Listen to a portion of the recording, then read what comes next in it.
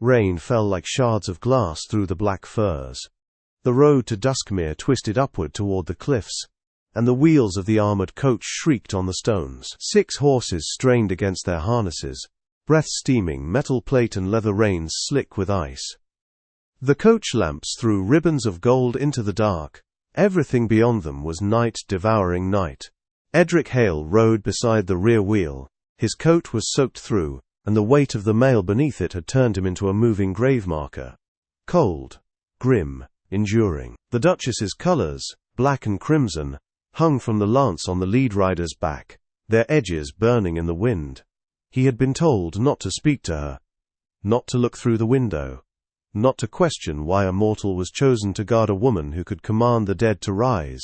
It was supposed to be one night's work. Escort the Duchess from her mountain retreat to her manor in Duskmere. Triple pay, no questions. He had fought in wars, had watched men torn apart by wolves and witches alike, but nothing in him had prepared for the quiet weight that rode inside that coach. From time to time he heard it, a hum, not a sound so much as a pressure in his skull, like the silence before lightning.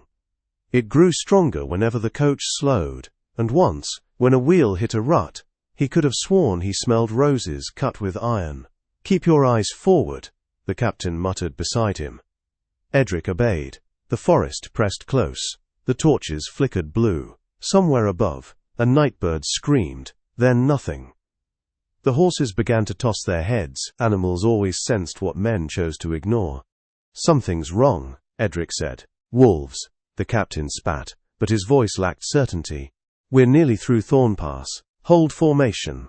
Then came the howl. Long, shuddering, more human than beast. The trees broke open, and shadows poured through them, grey shapes with burning eyes.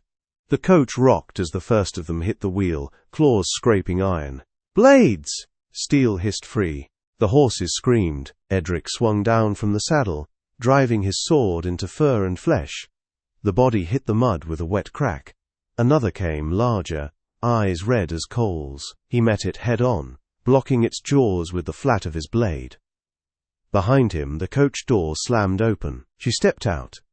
No cloak, no lantern. Only a gown of midnight silk that should have drowned in the rain but didn't. Her skin caught what little light remained, turning it silver. The wolves hesitated. Even monsters remembered fear. "Back," she said. The word rolled through the clearing like a tide. The beasts whined, crouched, then broke apart into the trees. The rain seemed to pause between drops. Edric knelt without thinking. He'd seen vampire nobles before, preening things painted like corpses. But she was different. The air around her felt alive. "You bleed," she said. Her voice was soft, but the air obeyed it. He looked down. Claws had opened his side from hip to rib. Warmth spilled through his fingers. "I can still ride," he managed. "No," she said. "You will die before the gate." He forced a grin. "Then we'd better make haste, my lady." Her eyes, mercury in the dark, met his, and for a heartbeat he felt something move inside his chest, an echo of her pulse. Or perhaps she had none, and it was his answering the void. "Stubborn," she whispered. "Human." Then she was before him, faster than breath, her hand at the back of his neck, the world narrowing to the scent of rain and ash and roses. "This will hurt." He barely nodded before her mouth found the hollow of his throat. Pain burst like sunlight behind his eyes. Too much light, too much dark. The world vanished. He felt himself falling, but the fall was inward, into her. A second heartbeat struck in his veins, foreign and ancient. Something inside him screamed to yield, and he did. He had never known surrender could feel like flight. When he woke, the storm was gone. The coach was still.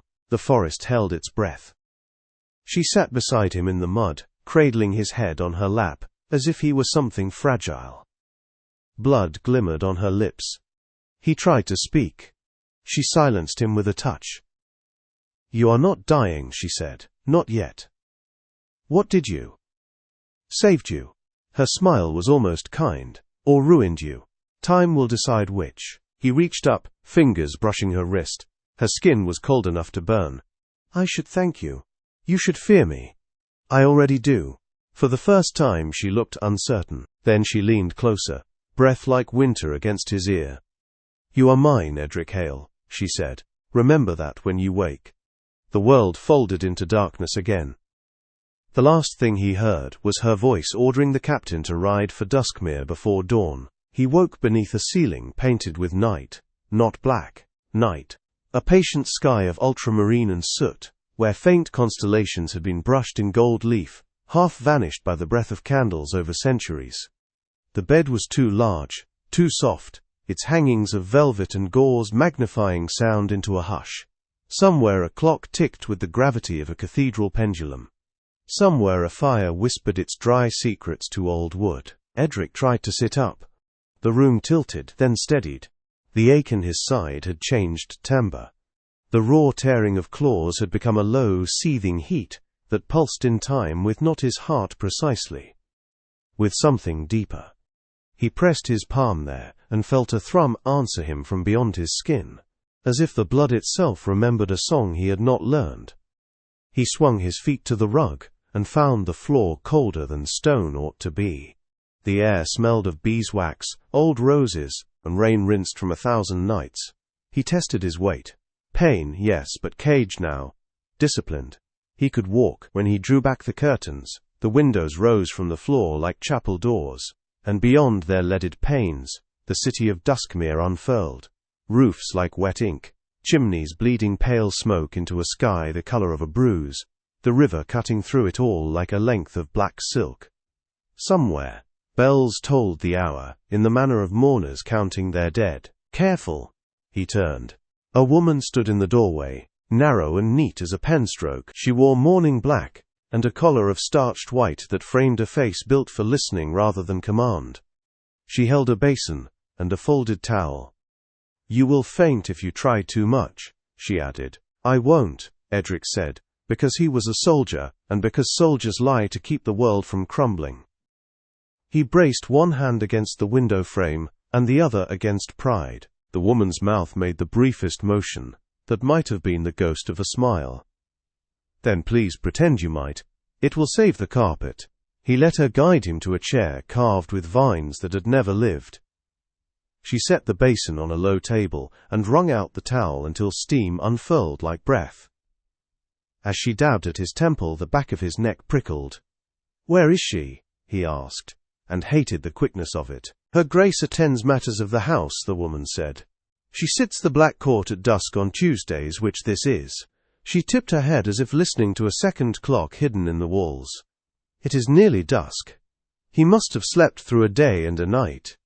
Or more. He tasted iron behind his teeth, and realized his mouth had the clean, hollow feeling of a wound washed too well. What do I call you? He asked. Maris, Her Grace's housekeeper. Edric Hale. I know. She paused, studying him not unkindly. The captain swears your name like a prayer he is ashamed to say aloud. How long? He asked. 2 nights. Maris wrung the cloth again. Slower, not from need, but to occupy her hands. There was fever. The leech doctor says that is the way of it. The body decides whether to live or not, and it will not be hurried. The leech doctor? Physician Alaric Dorne. The shape she made with the name was complicated, respect braided with a caution that did not belong to servants. He has studied many things. Herbs, phlegms, stars. He writes Latin so fast the ink smokes. People go to him with their dying, as if he could buy them back. The name settled like a weight. Edric sighed, answered with a private throb. Maris lifted a porcelain cup from a tray, the surface painted with faded violets. Broth. If you keep it down, you may have bread. If you keep the bread, the kitchen will forgive you for living. He drank. Salt and meat and rosemary unfurled in his mouth like reprieve.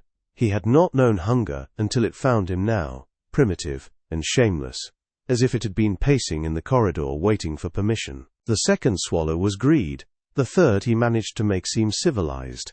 Maris watched without watching, the way housekeepers do. You will not like the light for a time, she said softly. Once, Twice a day we will shutter the windows until the body remembers itself. You will not like loud voices. You will not like the smell of candle smoke, though it will smell like home." "Why?" Edric asked. "What did she—" The door opened, as if summoned by the question. A man entered without knocking, which meant he thought himself part of the door. Lean, older, hands too elegant for honest work. His hair had been merely grey once, now it was iron-polished to a dark sheen. He wore black, of course, but a scholar's black, matte, and without vanity. "Do not answer that," he said to Maris and to Edric with a small, precise bow that made mockery polite. "You ask what she did, I shall tell you what you did. You failed to die when dying would have been correct." "Dr. Dorne," Maris said, "an introduction or a warning?" "Physician." He corrected gently, setting a leather portfolio on the table, and unbuttoning his cuffs with an absent-mindedness too practiced to be accidental. He moved like a man carrying water across ice. "What you did, Guardsman Hale, was accept blood that is older than the street outside that window. It will not be refused. It has had centuries to learn its habits." Edric wiped his mouth with the back of his hand, then remembered himself, and set the cup down. "Am I a thrall?" The word tasted like a nail. "No." The physician's eyes were the tired gold of a candle guttering at prayer time. "Not in the vulgar sense. If Her Grace wanted a thrall, she would not have chosen a man who argues with knives." "Perhaps she did," Maris murmured, and withdrew with the basin before the room could remember she had spoken. Dorne drew up a second chair, sat, and rolled back Edric's sleeve. He tied a silk ribbon just above the elbow, the shade of dark plums drying on a sill, and watched the vein rise without touching it. "You are anxious," he observed, "and attempting to pretend you are not. Her Grace finds pretense tedious. Dissemble less, you will live longer." "Will I live?" Edric asked. "Simple as weather." "For a time," Dorne said, equally simple. "As to the shape of that living—" He made a small, regretful movement with his fingers, as if plucking a string that had been tuned until it groaned. "Her blood burrows. It teaches, it demands. The body does not learn all lessons at once. Until it does, you will hate sunlight the way widowers hate laughter. You will hear the clock in the next room, as if its tongue were striking your teeth. You will taste iron in the water they have scrubbed until the bristles confess." "Will I?" He did not want to finish the sentence. He finished it anyway. "Crave? Thirst is an honest tutor," Dorne said. He loosened the ribbon and watched the color return to the arm as if reading a book he had written. "You will not take from the kitchen girl because your pride would die of it. You will not take from the kennel boy because you were once a boy with a knife and no dog. You may, if you are very foolish, offer your wrist to Her Grace in a moment of loyalty too elegant for language. Do not do this without asking. She dislikes waste." Edric thought of that voice in the forest, back, and the wolves obeying, and of the mouth at his throat where all the world had gone too bright to see. Fear tightened like a strap around his ribs. He set his hands on his knees and flattened them, so no one could notice they wanted to shake. "Will I become like her?" he asked. Because if he was honest, and soldiers must be honest with their own ghosts or the ghosts will lie louder, there had been a shard of awe in the terror. No. Dorne's mouth made the smallest movement that might have been kindness turned on its edge. "Grace is born to her. Yours will be taught." He stood, closed the portfolio, opened it again, closed it, as if the pages inside whispered contradictory advice. "Her Grace will expect you at dusk," he said. "She wishes to see that you can walk, and that you know how to kneel without bleeding." The door worked again, the way real doors never do, obedient to those who have always passed through. Maris returned with a fresh shirt finer than any Edric had owned, and a black coat with a standing collar that dignified the throat it framed. She did not look at the scars there, or the new marks that were not scars. "I am to dress the gentleman," she said in a voice that forgave the dress for being required. The tailor left pins as if leaving bread at a shrine. At dusk the house woke. Edric felt it as he walked the corridor at Maris's measured pace. A drawing of breath through 100 invisible mouths, a sigh of wood remembering its sap, the soft electrical shiver of glass taking the cold into itself and throwing it back as music. Lamps flared one by one with the hush of small vows.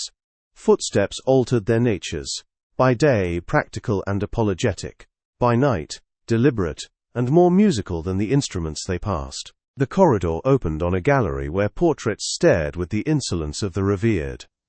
A woman with Lysandra's mouth regarded the viewer from a chair carved of thorns that could not have been comfortable, one hand at her throat where a rubied cross lay like a very small murder. A man in court black hung opposite, one hand on a book, the other on a sword, neither ever opened. Between them, smaller canvases bloomed in the candlelight, roses, winter birds, a boy wearing a wolf pelt with a mistake in the painter's gold. The boy had been loved. He knew the Duchess's chamber before Maris pointed, not because it was grander. The doors along this corridor were equal in their deceit, but because the air in front of it felt like the moment before a word that would not be taken back. Maris knocked, and the knock went through the wood, as if the wood had been waiting to be struck in precisely that way. The door opened. A footman in the house livery bowed them through, with the exact degree of deference owed to an annoyance precious to someone important. The chamber was a room and a theatre. High windows, now latched, with leaded panes that caught candle flame, and made of it a prayer, repeated to madness. A hearth wide enough to roast a saint. Books. So many books they looked like a contagion, climbing the walls, binding the space with spines. And, at the centre of it, the Duchess. She stood as if the room had grown around her. Tonight she wore no jewels, save the absence of blood. Her gown was black as the hinge of a coffin, and simple enough to be treacherous. The skin at her throat had healed without blemish. Where a lesser creature would have scabbed and scarred, she merely remembered briefly, and then forgave. "Leave us," she said without looking at the servants. The words unhooked them from their places without the insult of dismissal. The door shut with a sound like a decision. They were alone. Edric realized then that the world had dimmed so gently he had not noticed. The candles were louder than his breath. He had never been more aware of his own pulse, nor more convinced he could keep it secret. "You stand," she observed, eyes travelling over him not like a lover's or a priest's, but like a captain's. "Good. Maris dresses corpses with less care. I am relieved she considered you a poor candidate." "Your Grace," he said, inclining, because bows are currency and because he could not find words not minted in humility. "We will test your obedience," she said as easily as weather, "and your temper, and your hunger. If any two disagree too violently, Dorne will write a book, and the house carpenter will build a box." "I am not easily tamed," he heard himself say. The error of it scalded the air between them. Her mouth considered a smile that never made a full appearance. "I did not ask for tame." She took 2 steps, the distance not nearly enough to account for how much nearer she felt. "I asked for mine." The word went into him where a blade would have gone and did not come out. Something in him that had held the line on a dozen battlefields set down its spear, and sat very still to listen. "If I say kneel," she said, "you will." He knew he should argue. The catechism of men is argument. He also knew he would not. Still he tested the world. "When?" "When I want you nearer." He lowered to one knee. The floor was cold enough to teach him manners. He set his right hand palm up on his thigh and discovered he had known how to do that for his whole life, without ever being taught. "Look at me," she said. He lifted his face. Her eyes were not silver as he had thought in the rain. They were the color of early winter, when the frost finds the river and says, "This now is glass." Reflections lived inside them, the candles, the windows, the very small flame he had learned to bury under discipline and smoke. "You feared me in the forest," she said. "You fear me now. Good. Fear is a posture in which men can still listen."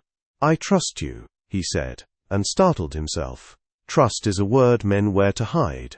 "Do you accept me?" "Yes," Edric said, and the truth of it took his breath, as if dropped from a height. The word did not feel like surrender. It felt like a strong door closing against a worse storm. "Stand," she said, and he rose. She circled him once, twice, not predatory, careful, Her fingers brushed the line of his jaw, the new marks at his throat, where her mouth had baptized him into trespass. Even when she did not touch him, he felt touched.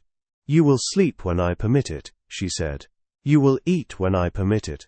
You will carry a blade in the house because I enjoy the sin of it. You will not come when I do not call. You will come at once when I do. And if I disobey?" The question was not rebellion. It was liturgy. "I will not punish you like a child," she said. "I will teach you like a man." Her hand closed around his wrist and turned it so his palm faced up, a reiteration of the kneeling. The gesture was the whole hour of the hunt in the thornpass distilled to a breath. She brought his hand to her mouth. He felt the shape of her teeth, without the wound. A promise then. An education. A knock entered the room like a draught. The door eased open the width of a prayer. "Your Grace," Maris murmured. "The court gathers."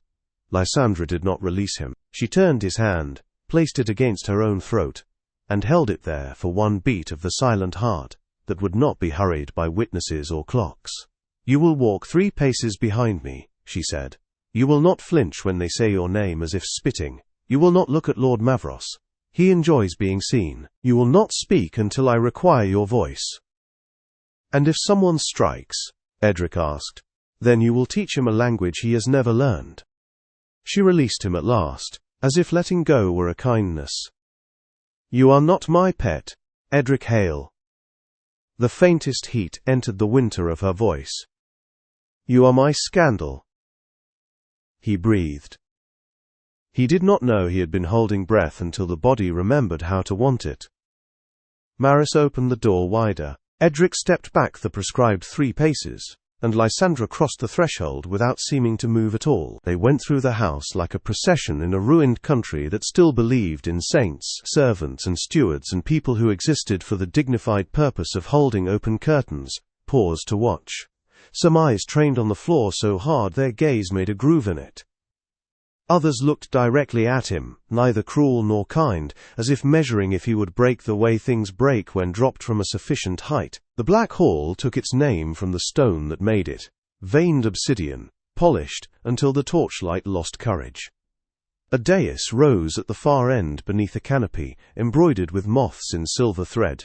Beneath it stood the chair used by duchesses who were also verdicts. Lysandra took her place.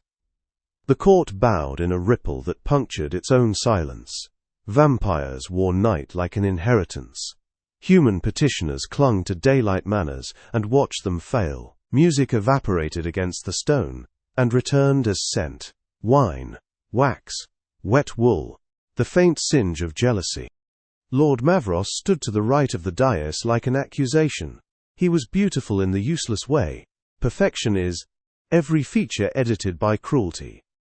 His cravat had been tied by a man he did not pay enough. The smile he turned on Edric was a lake in winter.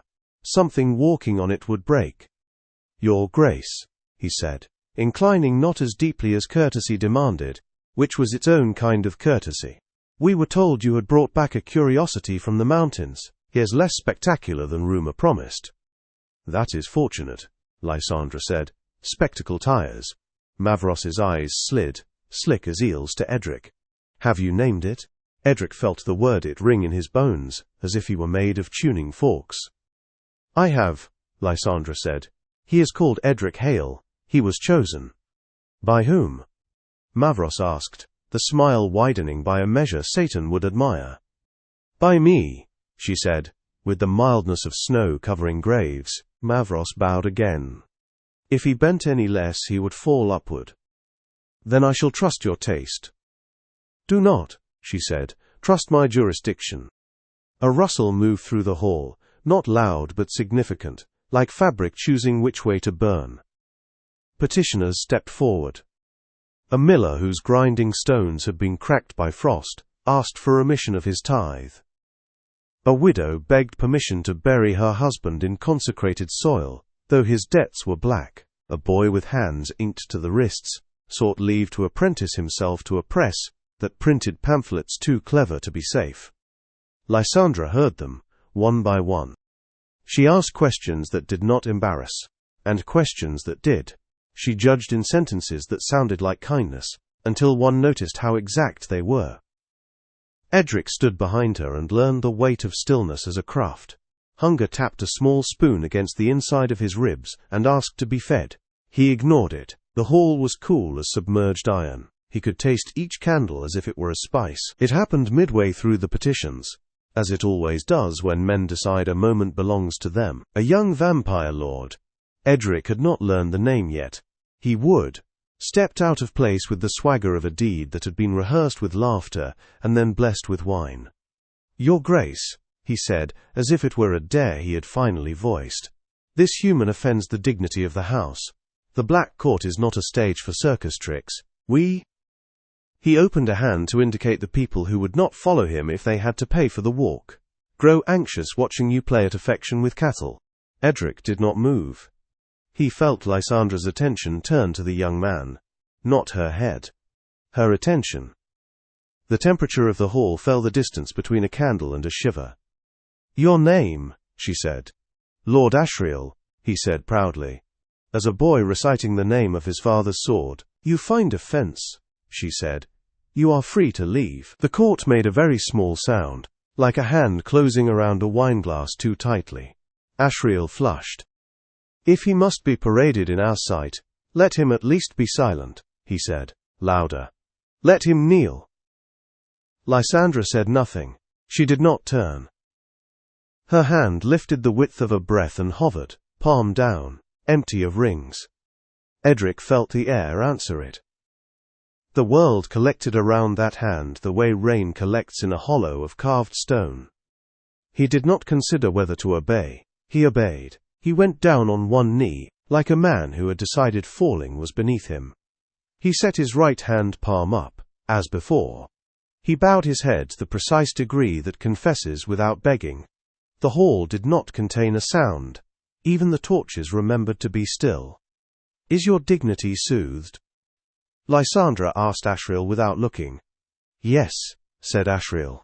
"Then you have placed your vanity above my judgment in full view of the court," she said, turning to him at last, "and I will teach you manners." Before he could shape a reply, before anyone could, Lysandra extended her hand. It hovered above Edric's palm, and then settled there, the world's quietest coronation. The hall watched a man and a woman, and the space between them, where a sentence became a vow. Edric felt the bones of his hand recognize the narrow architecture of hers, the cold that was not cold, the pressure that was permission. "Rise," she said. He stood. For a moment, the court could not find the language to make of what they had seen a scandal. It had been too cleanly done. When the murmurs finally wove themselves, they had the nervous brightness of people who have watched a storm strike a tree they had not expected to be struck. Asriel smiled again, thinner. "He kneels prettily," he said. Edric heard the word prettily and saw the world. Not the world they stood in, the world behind it. The young lord's fingers twitched at his cuffs. The ring there had a wolf's head set, with tiny garnets for eyes. One of those stones was cracked, its floor filled with wax to keep the light from tattling. His boots had been polished by someone tired. The polish had missed the seam at the heel. He should not have spoken. He did. "He kneels better than you bow," Edric said. The sentence slid over the polished floor like a blade dropped without apology. The hall inhaled. Mavros's smile sharpened to a point so fine it would not pierce anything worth puncturing. Asriel's hand moved in the instinctual search for a weapon, finding instead his own wrist. Lysandra did not rebuke Edric. She did not approve him either. She merely shifted her weight a fraction, and the hall felt the earth tilt back into its proper place. "We will adjourn," she said, not because the court wished it, but because her attention had better uses than men rehearsing their deference. "Maris will arrange stipends. Dorne will see the widow's husband buried with a prayer that suits the debt. The boy will bring me the first pamphlet he prints. If it is clever, I will buy 6. The court bowed. This time, even Mavros bent sufficiently to avoid later discussion. Asriel attempted a gesture that might have meant something if he had years to practice. People left with the eagerness of those spared a greater embarrassment. Only when the door swallowed the last of them did the room remember to breathe. Edric's hunger returned first, sly and sharp. It was not for food. It was for a mouth at his throat, and the permission of ruin. Lysandra turned at last, the room narrowing itself until there was room in it for only one intention. "You disobeyed," she said. "I spoke," Edric answered, refusing the refuge of apology because he sensed she would despise it. "You spoke," she repeated, tasting the word as if it might be altered by patience. "And the court learned that you have teeth." Very well. She studied him, not unkindly, like a teacher consulting a list of lessons before deciding which slate to break. "Come," she said, and crossed to a side door veiled by tapestries, where moths had been stitched in silver thread thin as breath. The door opened on a smaller room. No audience here, no theatre, only a hearth and 2 chairs, and a table on which a decanter watched itself with ruby eyes. "This is where I put down the power people admire," she said, "and pick up the power they suspect." Edric remained where he was until she made of silence an invitation. He stepped in, the door closing behind him with the soft finality of a glove meeting a palm. The firelight made her less a monument and more a woman. It did not make her harmless. "You are hungry," she said. It was not a question. "Yes." The word did not shame him, it steadied him. "Good." She took the decanter, poured 2 fingers into a glass, and offered it. Not to drink. He smelled it. Dark fruit, and something older than fruit. Blood patterned in the crystal like a rose taught not to bloom. "I will not feed you from a cup," she said. "That is for courtiers, who like to pretend hunger wears lace. I will not send you to the cellars where the desperate trade shame for wages. You will take from me when I permit, not from charity." Her gaze pinned him, in the gentlest way a nail may be hammered. "From covenant," he swallowed. The room found a new silence, the kind that happens just before vows and war. "Ask," she said. "May I?" His throat tightened. He tried again. "Lysandra," he said, because her title would break the glass. "May I take what you offer?" Her eyes closed, opened. For an instant he saw a woman who had learned restraint so well it had become the only language she still trusted. "Yes, Edric," she said. "Come near." He did. She turned back the fall of hair at her throat, the gesture surgical and tender by turns, and revealed the pale curve where the world had once ended and been remade in the space of a mouth. He raised his hand, stopped, remembering. She guided his fingers to rest lightly against her pulse that was not a pulse. Permission again, and instruction. "Slow," she said. "We are not beasts." He bent. The first touch of his mouth against her skin was not hunger, it was reverence. He felt the place with his lips before his teeth, finding the seam between sin and sacrament. When he finally broke the skin, pain flared, but not hers. His. It cauterized something in him that had been bleeding since the thorn pass, and perhaps long before. Blood answered his tongue with a dark, lucid music. Not sweetness, not salt. Something like winter fruit, preserved under brandy. Something like the taste of iron when a blade has been drawn across the whetstone too many times. Memory in metal. It entered him the way a liturgy enters a church, emptied for a century, and at last repeopled, with relief that hurts. He had expected to drown. He did not. He drank until the room developed edges again. She pressed her hand to the back of his neck, not forcing, not forbidding, and he ceased without being told. He stepped back. He could feel her in him, but he had felt that since the forest. This was different. This was consent, elegant, and exact. "Good," she said, her voice lower by 1 candle's worth of light. The 2 tiny wounds closed as if embarrassed to have been seen. "Once a week, no more. If you starve, you will become interesting in a way I do not wish to study." He nodded. The hunger had receded not like a tide, more like a courtier asked to leave, and choosing to pretend it had already wished to go. In its absence, other senses returned. He could hear the river speaking to the pilings, he could smell nightfall on the stone. He could taste his own name in his mouth and find it richer. "You are shaking," she said. He looked at his hands. He was. Not with fear. With the body's attempt to rearrange itself around a vow it had not known it had made. He closed them into fists, until the tremor found somewhere else to hide. "Tomorrow," she said, and the word was a cord thrown from one shore to another. "You will come to the salle at noon. Dorne will complain that noon is cruel to your eyes. Let him. If you are to stand at my right hand in public, your blade must learn the etiquette of murder." "Yes," Edric said. He did not thank her. Gratitude would have been small where he needed to be large. "And, Edric," she said, a last thread laid neatly on a weave that had already held its pattern. "When Lord Mavros asks for you as if asking for my dog, you will not go to his whistle." He met her gaze. "I obey one voice." "Two," she corrected. Something like warmth entered winter. "Mine. And the one you keep in your chest. The day they disagree, you will tell me before you choose." He inclined. Not a bow. Something more intimate and more dangerous than that. A gesture that had not been named yet. "Go," she said softly. "Maris will find you rooms that do not drip on the bed. Sleep. Dream if you can. The court will dream of you. Let them. It is good for rulers to be haunted by something they cannot name without lying." He turned to the door and found Maris there, of course. Housekeepers haunt thresholds by right. She guided him out into the corridor where the portraits resumed their judging, and the lamps resumed their breathing, and the house laid itself down around him like a huge animal that had decided not to eat him tonight. They crossed a narrower wing to a chamber overlooking the inner court. It was smaller than the one where he had woken and far more his.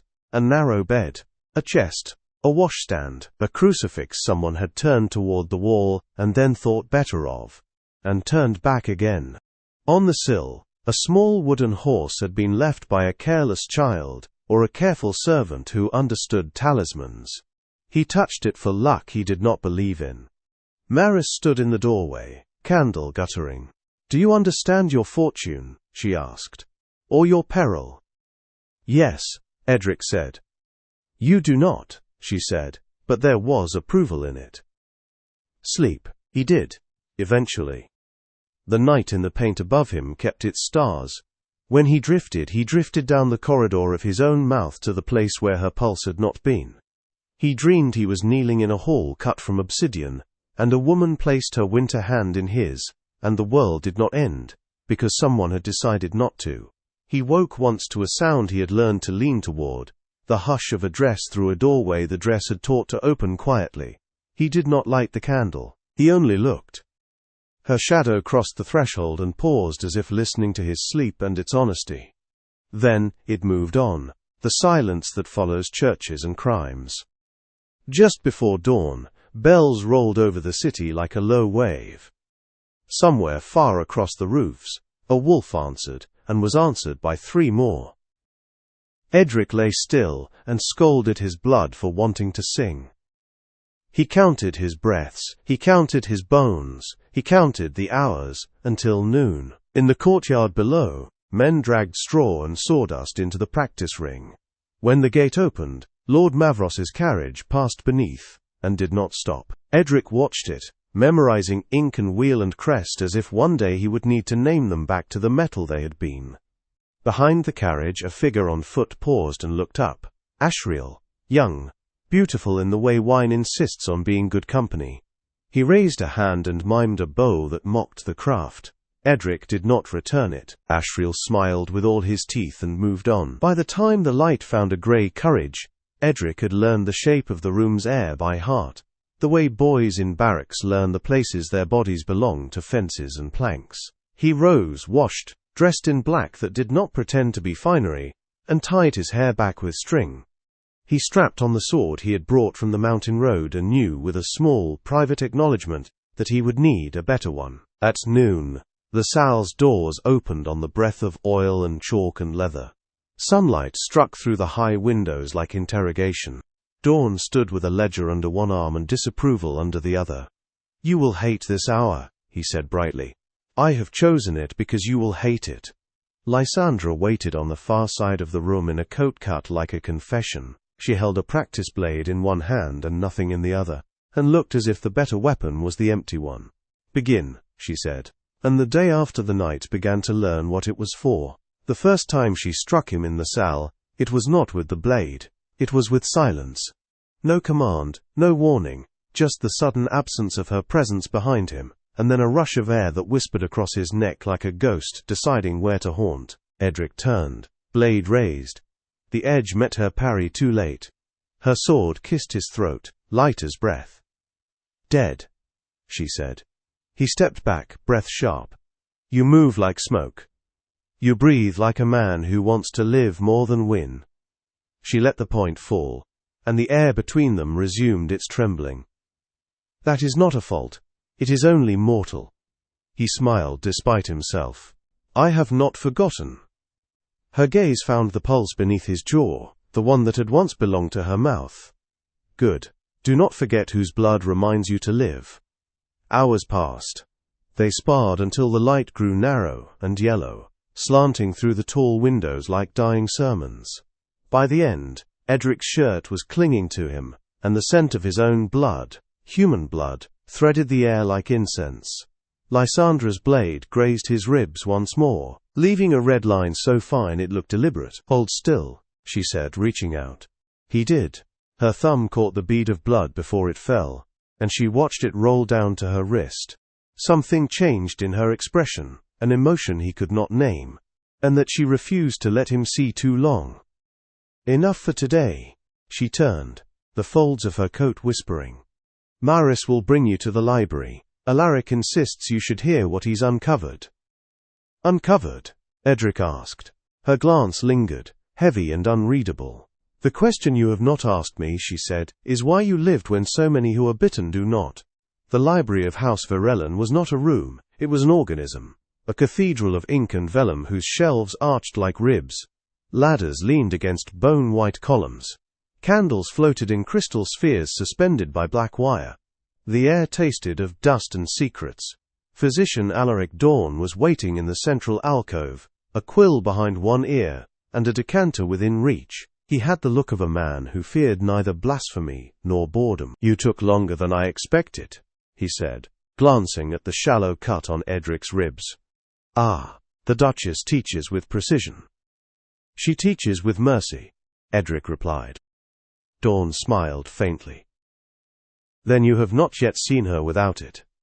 He gestured toward a table where 3 books lay open, one bound in leather, one in iron, one in something that might once have been skin. "Sit. Let us discuss your predicament."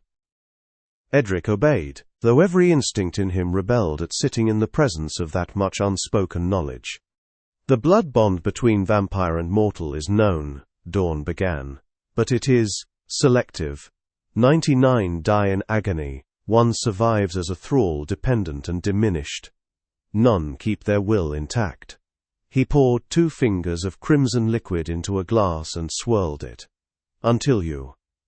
"I should be grateful then," Edric said. "Gratefulness is an herb. It wilts quickly." Dorne tilted his head, studying him. "You slept through fever. During that time your body adjusted. The Duchess's blood did not consume you, it negotiated. With what? With itself." He slid one of the tomes forward. The pages crackled like dry leaves.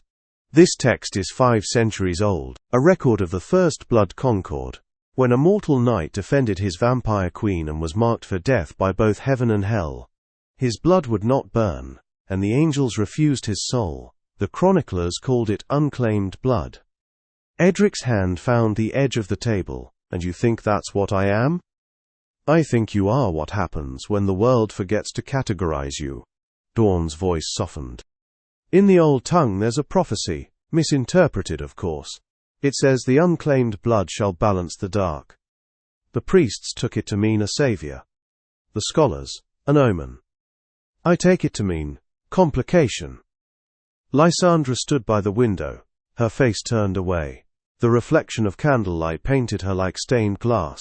"You believe this is why he lives?" "I believe he has broken a rule old enough to have no author," Dorne said. "And rules, once broken, make enemies of gods and men alike." Silence pressed down. Edric stared at his own hands, calloused, scarred, still human, and wondered what it meant to carry something ancient in the veins, and yet remain mortal in the mind. Lysandra spoke first. If the Order of the Veil learns this, they will see him as a threat. They already do, Dorne murmured. There are whispers from the capital. Lord Mavros fans them with admirable skill. He says your affection has made you reckless. At that, Edric looked up sharply. Affection? Lysandra's eyes met his, unreadable. Politics, she said, nothing more. But Dorne's thin smile suggested he knew better. Affection, he repeated softly, is only dangerous when it dares the hierarchy. And you, my dear Duchess, have always been a heretic at heart. She ignored him, but her hands, usually still, tightened against the sill. Enough prophecy, she said. I'll deal with Mavros myself. Dorne gathered his books. Do. But remember, every myth needs a villain. He's merely auditioning. He left them with the candles and the weight of what had been said. That night, Duskmere held a ball, or what passed for one among the undead. The Black Court opened its mirrored hall to 100 guests, nobles draped in velvet and vanity, musicians playing strings made from the hair of saints, laughter sharp enough to cut glass. Edric stood near the wall in formal attire that fit too well, the Duchess's crimson sigil stitched on his collar like a dangerous secret.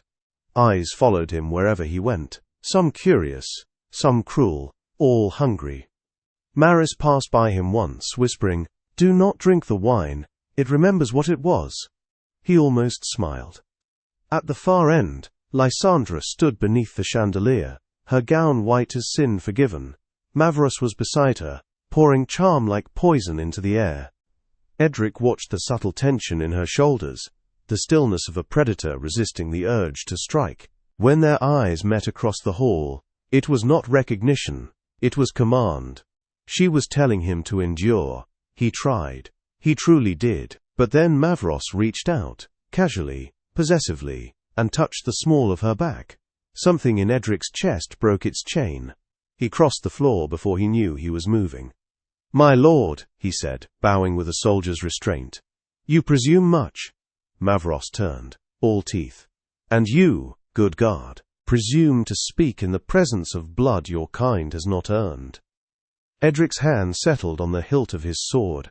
"Her grace is not your possession." Laughter rippled through the gathered guests, the kind meant to humiliate, rather than amuse.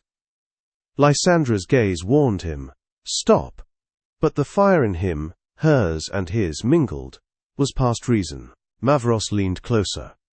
"Tell me, pet, does she keep you for your courage, or your flavor?" The sound that followed was steel. Edric's sword cleared its scabbard with a hiss like a vow. Gasps.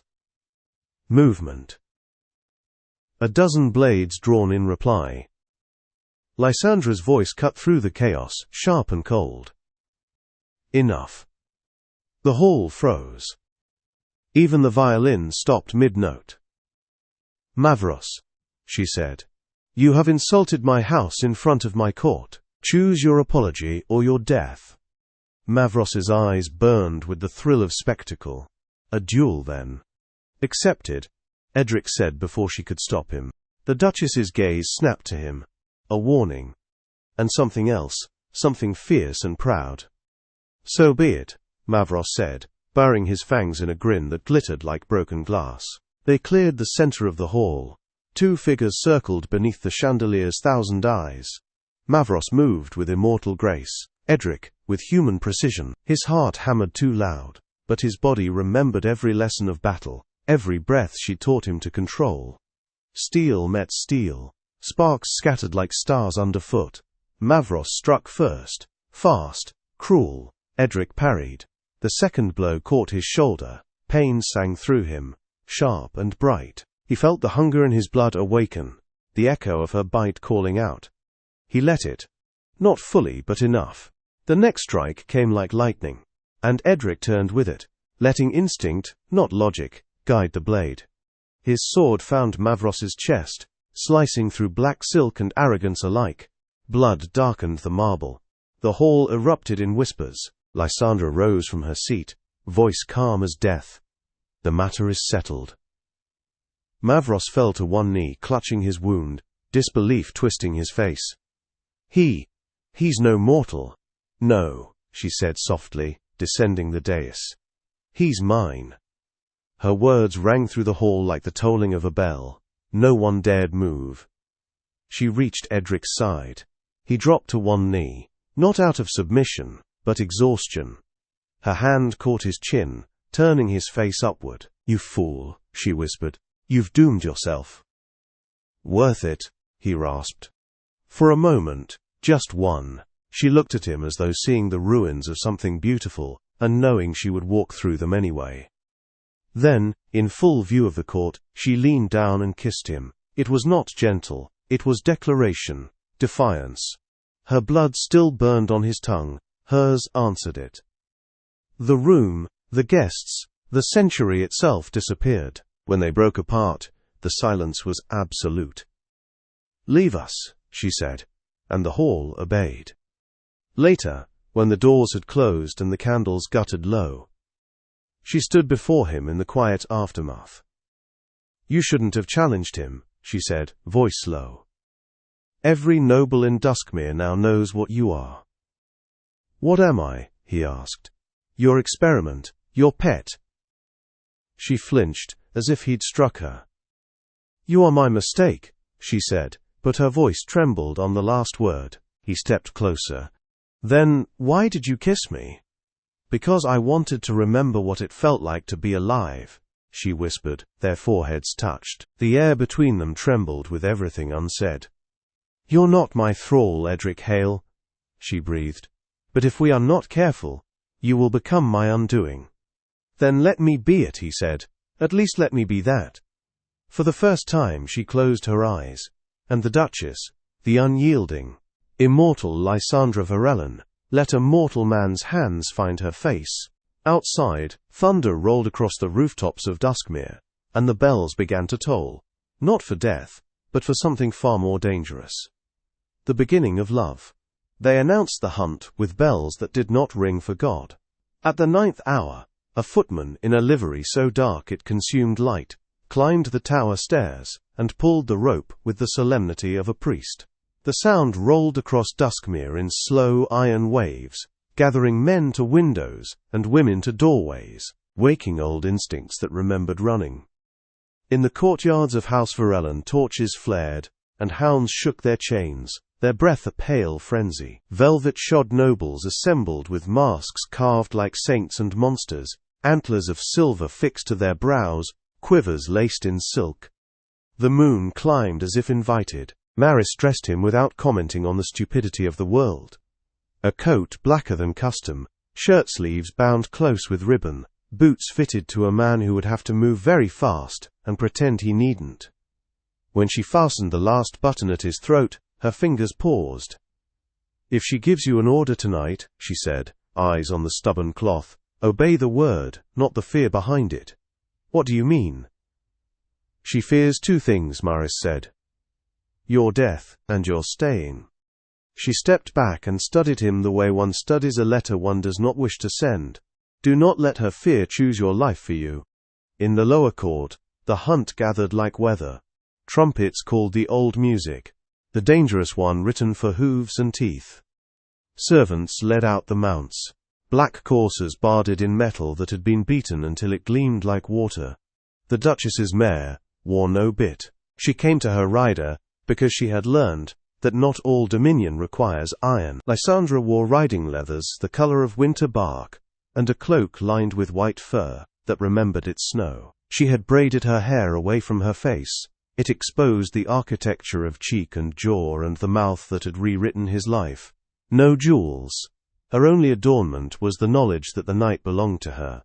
Mavros, bandaged and beautiful, watched from the edge of the assembly with a smile sharpened to the precise cruelty of recovery. Ashriel hovered near him, fox-quick and quiver-eyed, hunger painted onto his mouth like an oath he would break. "Your Grace," Edric said, coming to her stirrup. He kept his voice level, though the pulse in his throat spelled her name without permission. "3 paces," she murmured, and the correction steadied him the way a lance steadies the arm that bears it. To one side, Dorne adjusted a leather gauntlet with philosophical distaste. "Hunting is a liturgy," he said. "Beasts are the congregation. The blood is the sacrament. Everyone leaves church feeling better." "Until they count the dead," Maris said, appearing with a flask, as if from the seam in the evening itself. She handed it to Edric. "Poplar bark and orange peel. It will remind your body it's mortal. You'll need that tonight." "Tonight the quarry is human," Mavros said loudly enough that the hunters could savor it. "By custom." Edric did not look at him. He looked at Lysandra. "By your custom?" he asked. "By theirs," she said, not unkindly. "My house prefers wolves. But my rivals like to be reminded of what they own." She saw the recoil he contained, and inclined her head a fraction. "Ride near me. If they choose a quarry I cannot forgive them for, I will end the hunt myself." "How?" "With impoliteness," she said, and swung into the saddle like a decision. The gates opened. The hunt poured through, laughter flocking to it like crows to a feast. They crossed the bridge where the river made a sound like silk torn carefully, entered the thornwood, and scattered sorcery behind them in the shape of perfume and hoofprints. They loosed the hounds at the black meadow beneath the gallows hill. Men in masks raised horns and blew notes that had been invented to chase deer, and were now used for people. A handful of servants ran, cheering dutifully, to be caught according to the choreography of the evening. Edric's jaw locked. "Enough," he said. "Wait," Lysandra murmured. "Listen." The cry came from the line of birches, a sound that was not a servant's sport. It was a woman's terror torn into the right shape to travel. Edric wheeled his horse. So did 3 others. Mavros cursed because he had not planned this interruption well enough to seem accidental. The hunters converged on the trees. Edric saw the pale flight of a dress, saw hands caught in bracken, saw a flash of throat. "Her!" Ashriel cried, delighted. "The baker's girl! She's fast!" "Stand down," Lysandra said, voice level. "Since when do we hunt to order?" Mavros called back, and spurred his horse. The girl ran, and the hunt answered the way fire answers wind. Edric put heels to his mare. The world tunneled to hooves and breath, and the white ribbon of a terrified dress. Hounds bayed, bells on their collars uttering bright heresies. A masked lord leaned in his saddle to seize the girl's hair, and missed by the length of a laugh. She darted left, a wild creature that had learned a city's geometry. Edric saw where she was going before she did.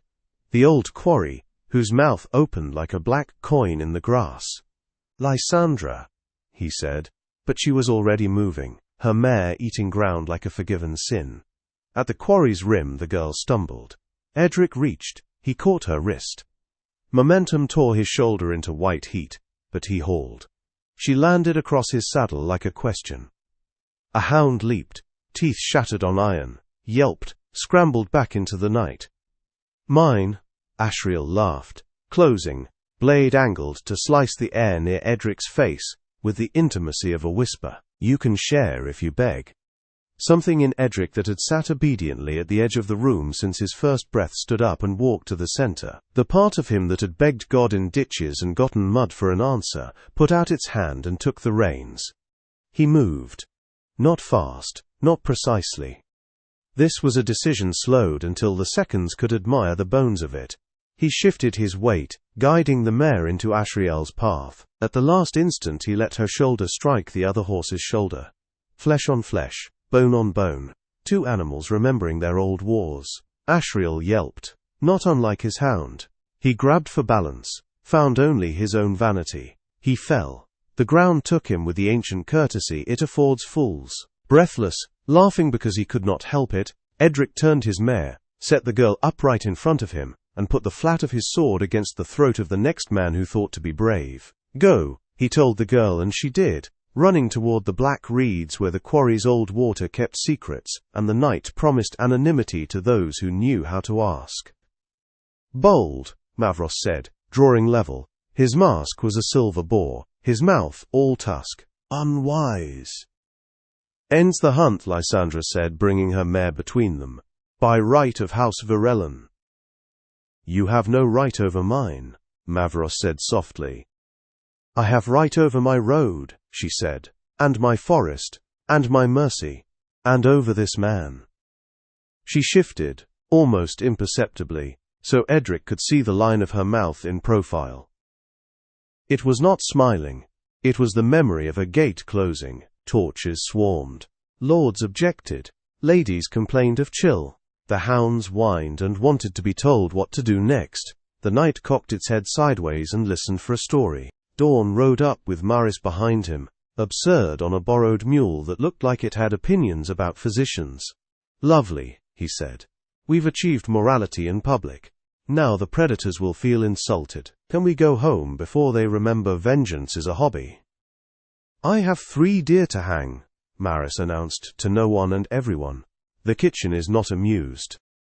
Her Grace has ended the hunt, Edric said. The sword in his hand felt like his own voice made metal. Her Grace has changed the entertainment, Mavros corrected pleasantly. New sport, consequences. He raised his hand.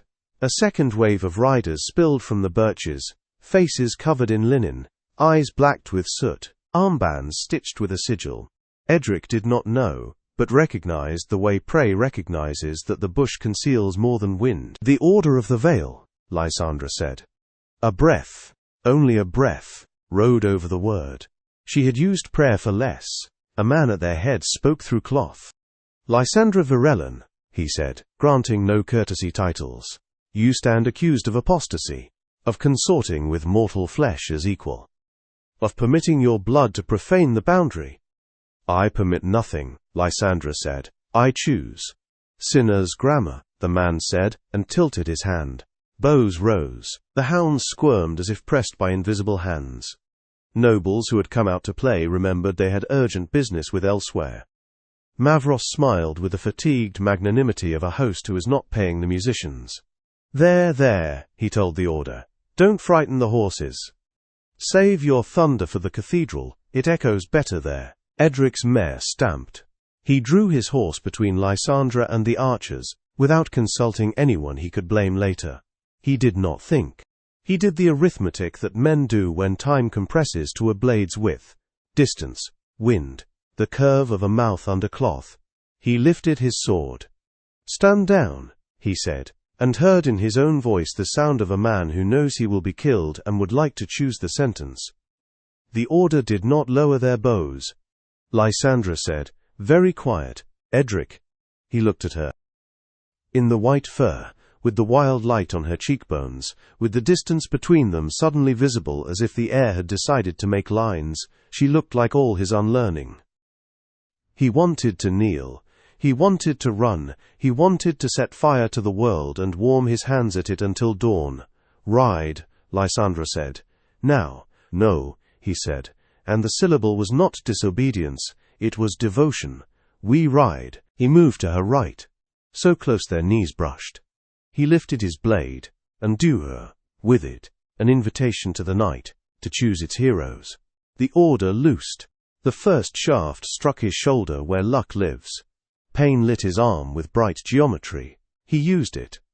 He turned the mare, took the second arrow into leather instead of lungs, heard Dorne swear because physicians swear when theology fails.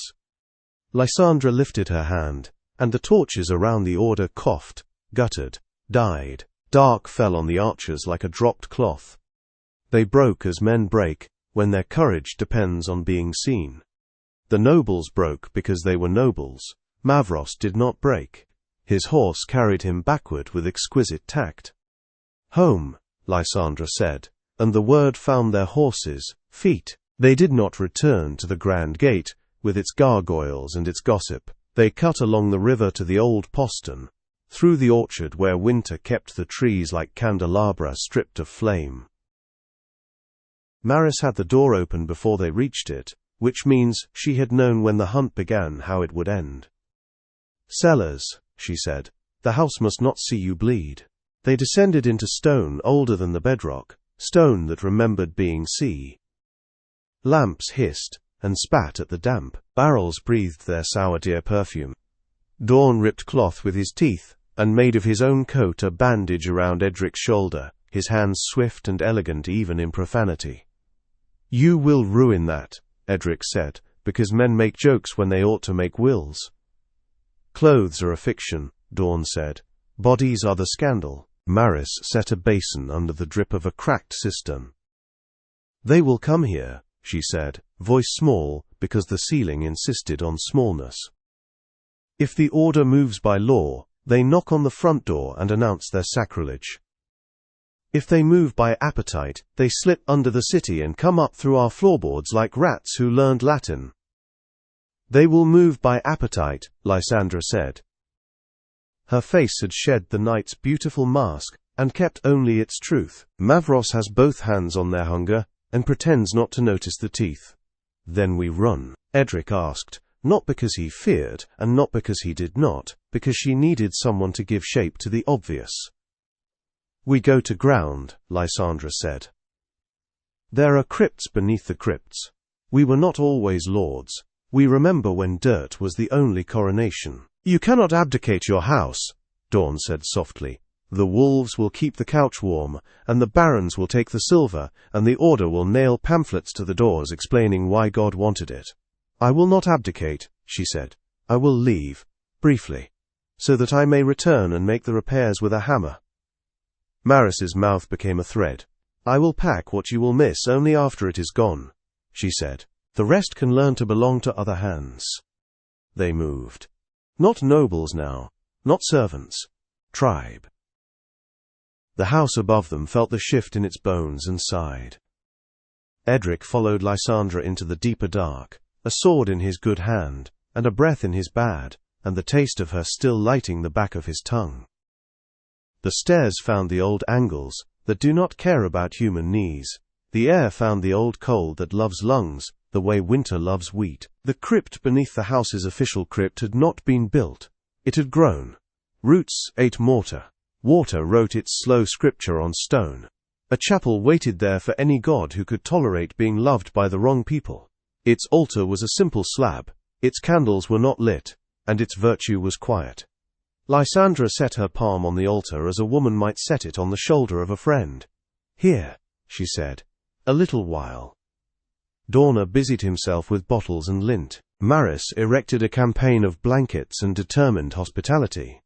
"I'll send messages," she said. "Coal sellers, laundresses, people who cannot afford belief. They will carry the news where it does not need to be admired." "Go," Lysandra told her, "and when the order comes to your door—" "They will not," Maris said. "I am the sort of woman men overlook until they need tea. Then I poison the tea. Go hungry, all of you. It is safer." The crypt held the three of them. Dawn's light drew a priest's circle around his hands, and the wound he was lording into obedience. When he had tied the last knot and burned the last prayer over it, he nodded once. "Do not be heroic with this arm," he said.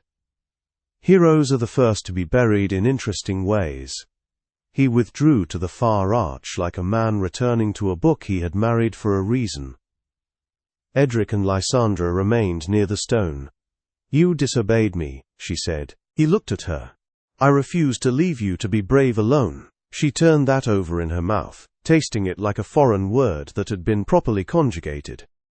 "I am losing them," she said quietly, and it took him a second to realize she did not mean retainers and petty lords. She meant the parts of herself that had made a century feel like a straight-backed chair. "I am tired, Edric. And that is a confession I have not made since God was less bored with me." "Then rest," he said. "Let me hold the line." "You are a line that will not hold," she said, but there was no cruelty in it. "You are a door. Things will walk through you. Into me." "Then I am the right shape after all," he said, and her mouth did something small and true. He did not ask for permission. He offered it. He stepped nearer, lifting his ruined hand halfway and stopping so that she could make of the pause a refusal if she wished. She did not. He touched her cheek. It was cool, yes, but alive in a way marble will never learn. The pulse he had teased to the surface earlier was gone now. but his name still lived there against her skin, as if written in ink only he could see. "I did not intend to be this," she said. "I intended to be a cautionary tale for men with good cheekbones." "You are."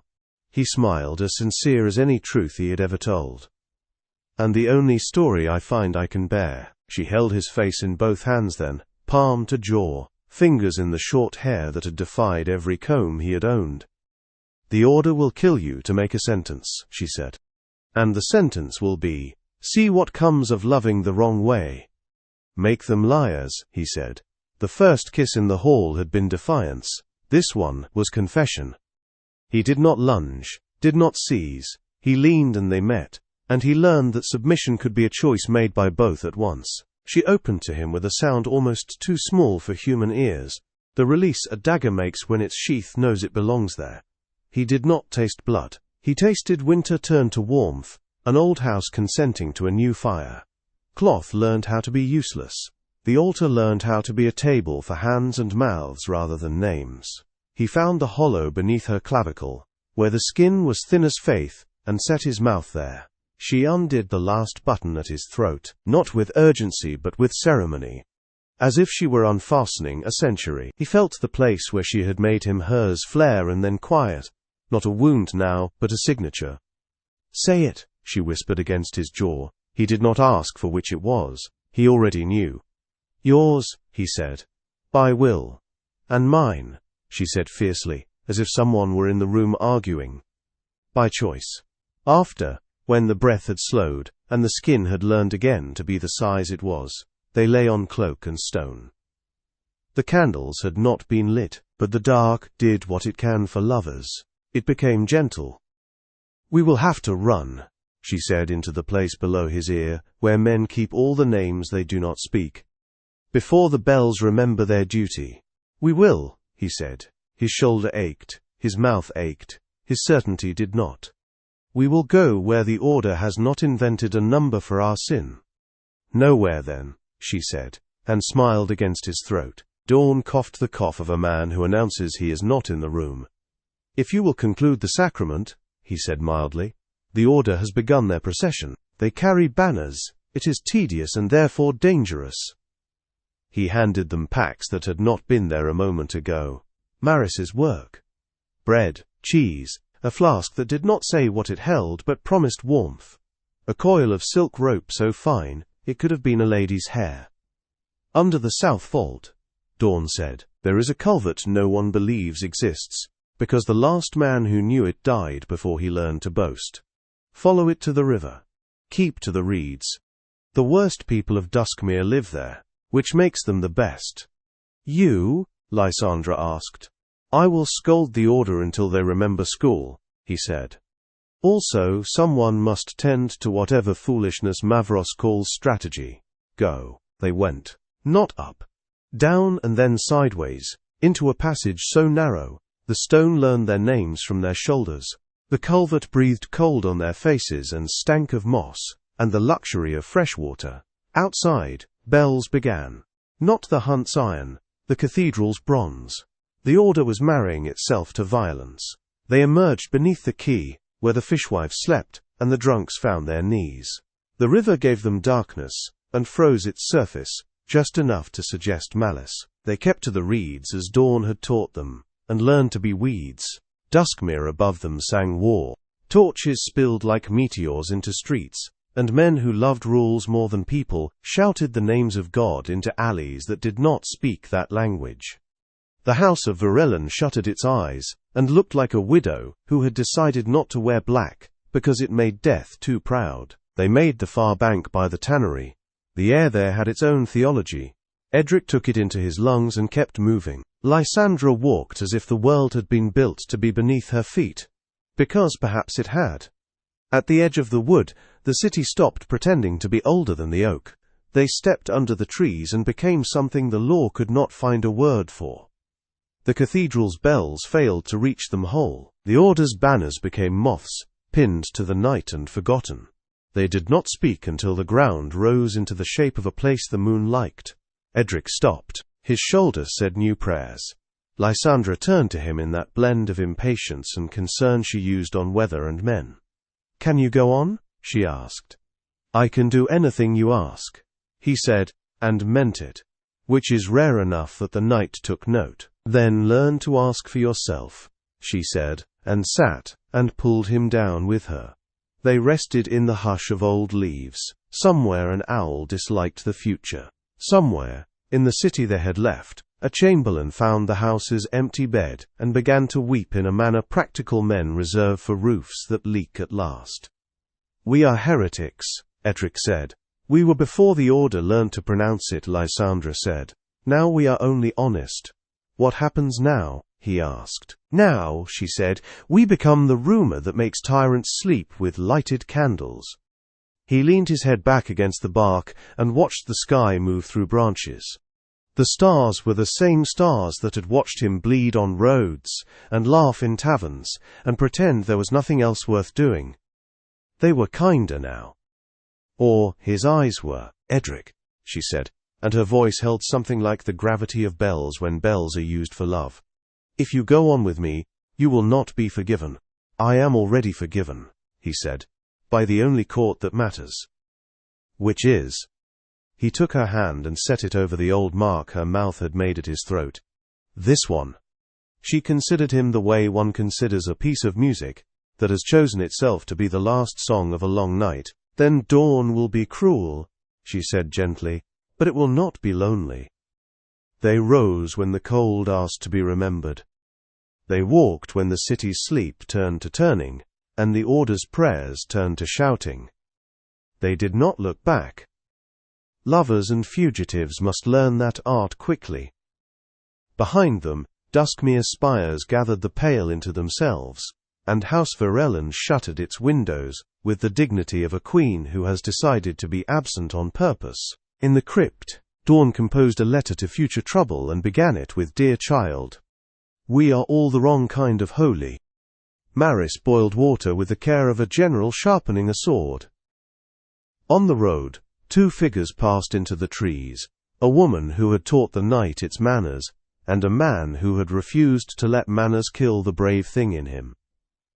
The order would call them heretics, the brokers along the river would call them ghosts, the baker's girl would call them mercy and tell no one. Edric looked at Lysandra and felt the old fear return. Not of her, never that again, but of a world that punishes what it does not understand, especially when it envies it. He kept the fear, he held it beside love, and found they warmed each other like two hands over the same flame. "Tell me to kneel," he said sudden, because he wanted it. "Later," she said. "At a door that belongs to neither of us, and then often." He smiled, and did not apologize for it. Dawn gnawed at the horizon, as if reluctant to cheat the night of two fugitives who were teaching the dark how to be faithful.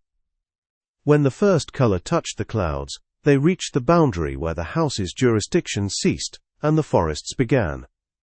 "Now we are only ourselves," Lysandra said. "Good," said Edric Hale, and together they vanished into the green, where no court ruled, and the heart was a lawful thing. The forest kept them for 3 nights. It fed them rain, hid them in its lungs, wrapped their sleep in the hush of moss and roots. The river talked to itself somewhere below. When they woke at dawn, frost had stenciled the leaves, with the same lace that used to edge her gowns. "You are quiet," he said on the 4th morning. "I am starving," Lysandra answered without shame. "It is not hunger for blood, it is the absence of it. It pulls at me like tide. Even the stars feel far away." "Take from me," he said. She shook her head. "Not yet. You give because you love, not because you can afford it. I would rather die honest." He took her hands and warmed them between his. They were colder than the stones of Duskmere's bridge. "You will not die," he said. "That is what immortals promise before they learn politeness," she murmured. When the wind shifted, they smelled smoke, not the clean smoke of a hearth, but the oily stench of burning varnish. He climbed the ridge. From the crest, the city lay below him, ringed in orange. Duskmere burned. Lysandra joined him, silent. The glow lived in her eyes like memory. "They are cleansing," she said. The order always cleans first. Your house? The cathedral. They will end what is mine where it began. He looked at her. Then we go back. Her mouth curved, an old smile borrowed from her ancestors. We always go back. They reached the outskirts by nightfall. Refugees clogged the bridges, clutching bundles of linen, icons, children. Word travelled through them like fever. The Duchess's witch has risen. The heretic returns.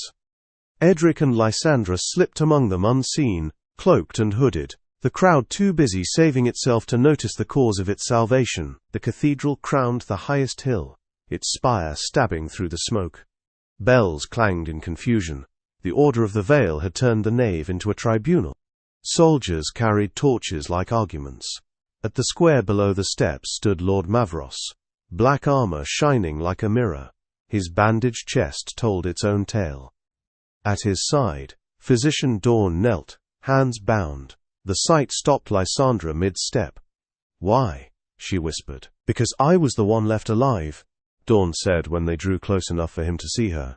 "They would have burned the servants first. I gave them a story that pointed uphill instead of downriver."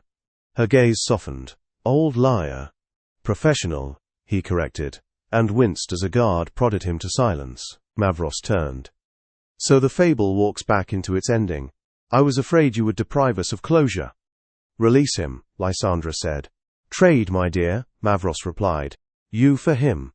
And the human stays to watch you kneel." Edric's sword answered before his mouth could. The ring of steel cut through sermon and smoke. The soldiers shifted uneasily. They remembered the duel. Mavros laughed. "Ah, love. The disease that ruins good breeding." "Step aside," Edric said, "or learn how mortals bury gods." "Then come," Mavros said, drawing his blade. "Let us teach theology." The cathedral doors yawned open to receive them. Fire had already claimed the tapestries. Candles melted in ranks like soldiers deserting. They fought in the aisle between pews that had heard too many prayers and too few answers. Mavros moved with immortal precision, his sword whispering through smoke. Edric met him stroke for stroke, mortal muscle guided by something older, the pulse that carried her blood. Each impact flared sparks that the flames snatched greedily. "You cannot win," Mavros hissed. "You burn slower, that's all." "Then I will take you with me," Edric said. Mavros lunged. Edric turned aside and drove his blade upward, under the ribs. The point burst through armor, through the arrogance beneath. Mavros's mouth opened, perhaps to bless himself, perhaps to curse. Nothing came out but steam. He slid from the sword like a curtain drawn to its end. The fire took his cloak, his hair, his titles. The cathedral applauded with falling beams. Lysandra ran to Edric as the roof groaned. "Enough!" she cried. "The city will bury us with him." He staggered.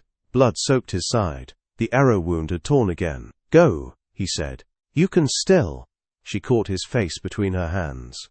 "No, I will not survive you. You promised me choice." "Then choose this," she said, and kissed him. Her lips were ice. Her breath tasted of copper and rain. She drew a nail across her wrist. Dark wine welled. "Drink," she ordered. He hesitated. "If I do, I will never see daylight again." "If you don't, you will see nothing." He met her eyes, the impossible grey of storms that have decided to love what they drown. "Then keep your eternity," he whispered. "I'll keep the dawn." He closed her hand over the wound until the blood stopped. She stared at him as if he had rewritten language. "Stubborn," she said. "Human," he answered, and smiled. She laughed once. Low, broken, beautiful. Then the roof fell. Flame became wings. She threw her body over his, her strength holding back a pillar's fall for one impossible heartbeat. The fire met her skin, and learned humility. For an instant the entire cathedral glowed not red but silver, the color of her blood when it chooses mercy. "Edric," she said, voice already leaving her. "Remember what I said in the forest." He tried to speak, but ash filled his mouth. "Mine," she breathed, "and free." The weight crushed them. The light went out. He woke in water. The river had carried him from the ruins, laying him on its bank, like a message it did not dare deliver. The sky above was pale and merciful. Of the cathedral there remained only smoke rising in columns. New saints, ascending. He coughed, staggered, called her name, until the reeds gave it back without meaning. Nothing answered.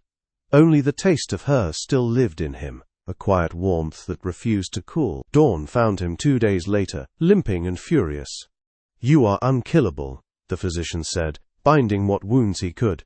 "An inconvenient trait." "Where is she?" Edric asked. Dawn looked toward the hill. "Everywhere the light refuses to fall." Years passed. The world rebuilt itself the way guilty men rebuild churches. Larger, emptier. The Order of the Veil scattered into monasteries. Mavros became a cautionary hymn. In taverns, singers told of a human knight who loved a vampire duchess and burned a city for her smile. No one agreed on the ending. Edric never corrected them. He lived in a cottage above the river, where the forest thinned enough to let morning find him. His hair silvered. The scar at his throat never faded. On the mantel sat a single object, a ring of black iron warped by heat, once part of a cathedral gate. Sometimes, at dusk, he felt the air change, the familiar hush before lightning. He would turn, half expecting to see her standing in the doorway, cloak wet with rain, eyes carrying centuries. He would whisper, "My lady," just to keep the habit. When the night grew too long, he wrote, "Journal of Edric Hale, Year of the Ashes, unknown day. The house of Virellen endures in rumor. They say the Duchess walks by moonlight beside the river, and the water rises to kiss her feet. Children born on cold nights have eyes the color of her grief. I cannot swear these are lies. I was only her guard. Then her sword. Then her sin. And finally, her witness. The priests still call what we shared blasphemy. Perhaps they are right. But blasphemy, I think, is only love that refuses permission. She was my damnation and my deliverance. The world stayed dark. But I learned to see by her light." He set down the quill. The candle had almost burned out. Its flame bent, listening. Outside, the river moved against the stones, repeating a single word, again and again, until it no longer sounded like water at all. "Mine." Now please tell me, listener, now that you've walked through Duskmere, through love and blood and fire, what did you find there for yourself? Was it the idea that love can make you braver than any sword, that devotion isn't weakness when it's chosen, or that sometimes the truest light isn't what saves the world, but what saves you from it? If you listened to Edric and Lysandra and felt something, a spark, a question, a wound you thought you'd buried, share it. I'd like to know what you heard in their story. What did it make you remember? What did it make you believe again? Tell me, in the comments, why did this story matter to you?